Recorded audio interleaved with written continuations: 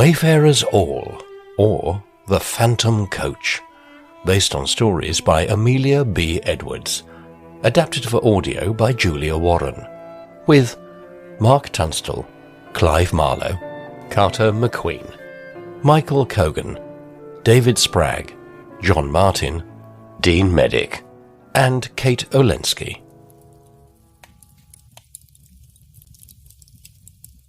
I tell you it was so! My eyes could not mistake the situation. And I tell you, sir, such an experience is as likely due to the fever. Nightmares and hallucinations can occur to those in your condition, yet seem as real and solid as you or I. I was fully conscious. There was no nightmare. It truly happened. An optical illusion. You have misunderstood me then. And I must be a poor hand indeed at describing if I had not conveyed to you the horror I experienced. Then try me, sir. Tell me exactly what you experienced. Very well. But do not attempt to explain anything until I have reached the end. Will you give me your word? I will. I will give you my word. Continue. It happened this way, then.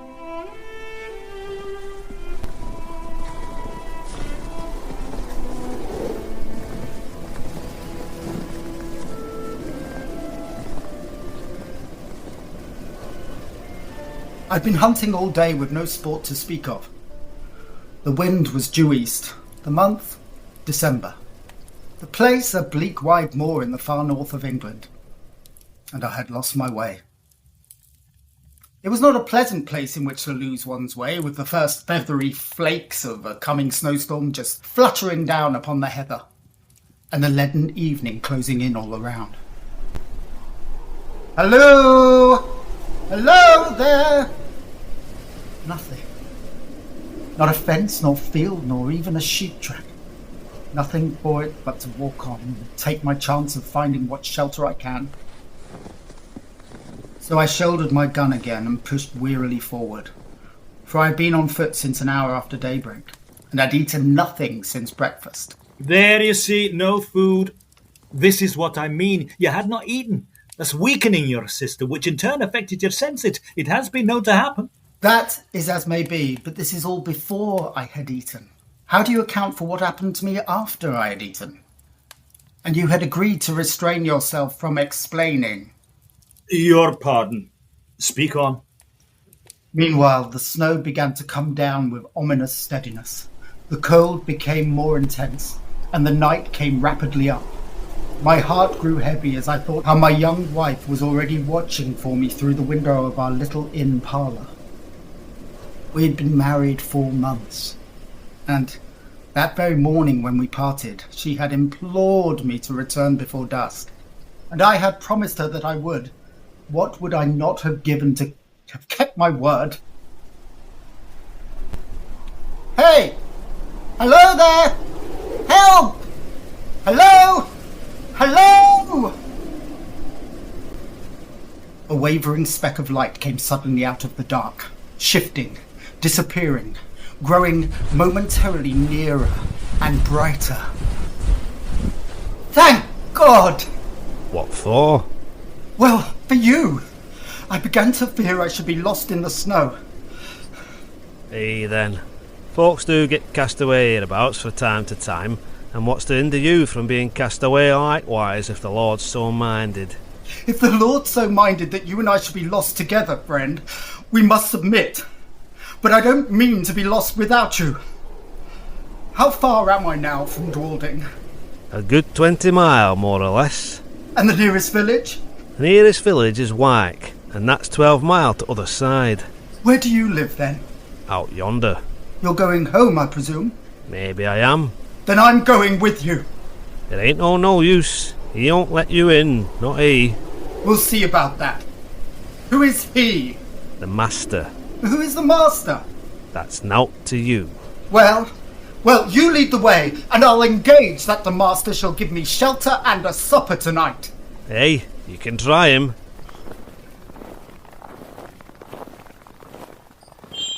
I know, Wyke. You had wandered far indeed. So you will allow I was not wandering in mind, at least? Well, I suppose not. But continue. Is this the house? Aye, it's the house. Down there.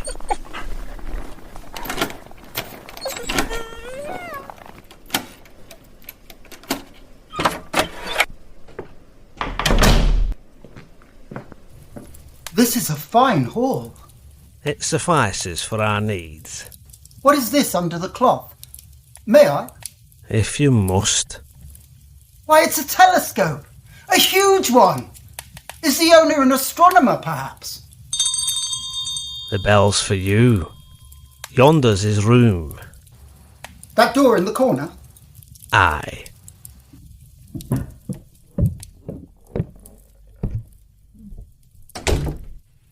Who are you? How came you here? What do you want?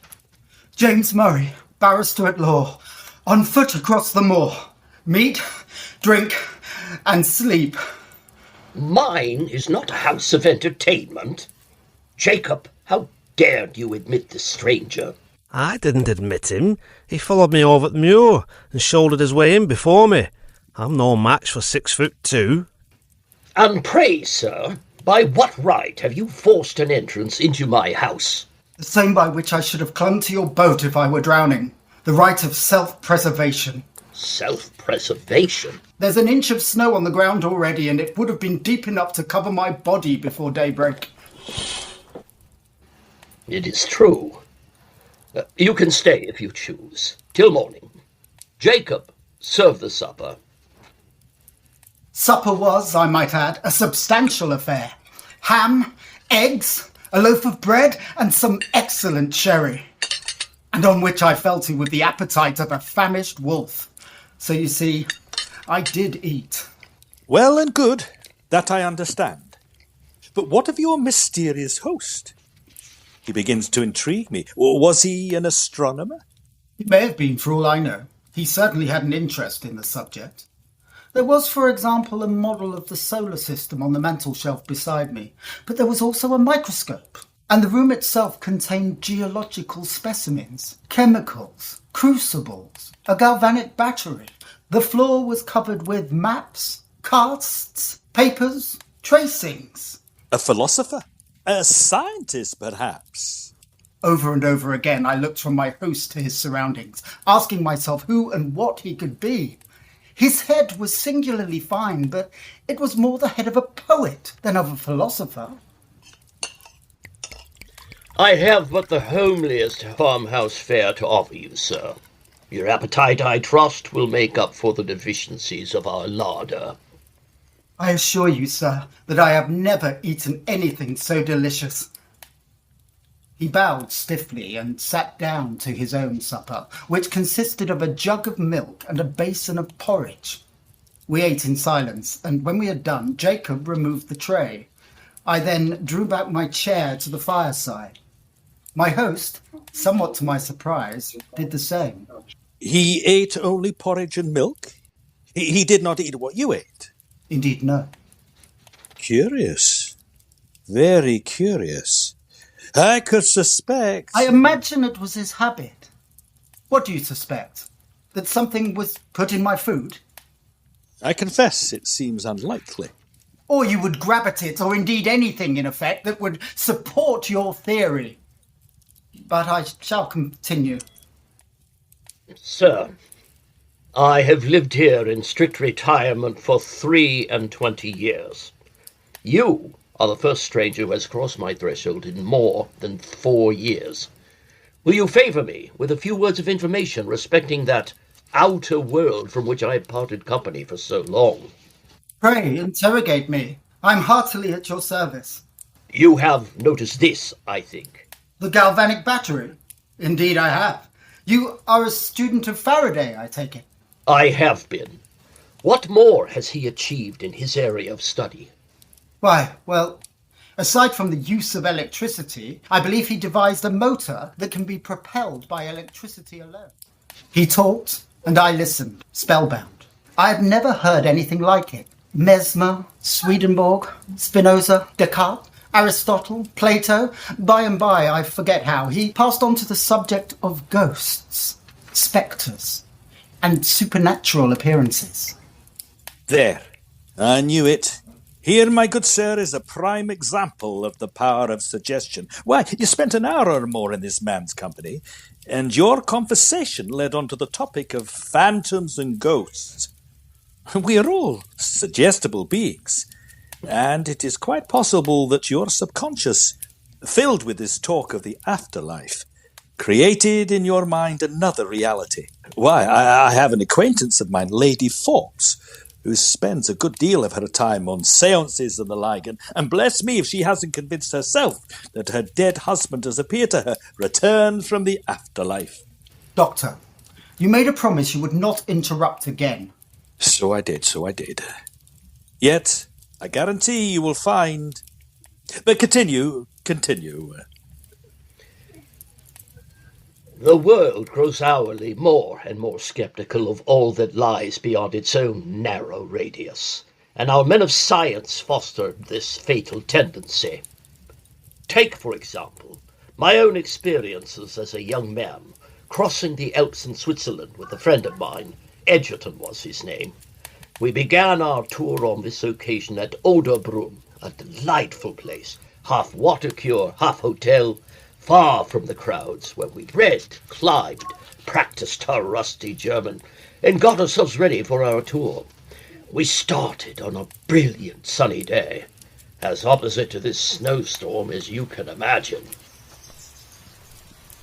This, however, meine Herren, is only part of the old pass. It is ill-kept, for only those from Oderbrunn use it, but we shall strike the new pass higher up. A grand road, meine Herren, as fine as the Simplon, good for carriages all the way. It has been open only since spring. The old pass is good enough for me, anyhow. It's like a stray fragment of Arcadia. Let us rest here. Yeah, it is good, but better still is the Mountain Inn, not 5 miles distant, where they sell good red wine. Oh, that sounds excellent, and we can make it our midday halt. Come along, Egerton. Oh, very well. I am the only poetic spirit here, and must concede, I suppose.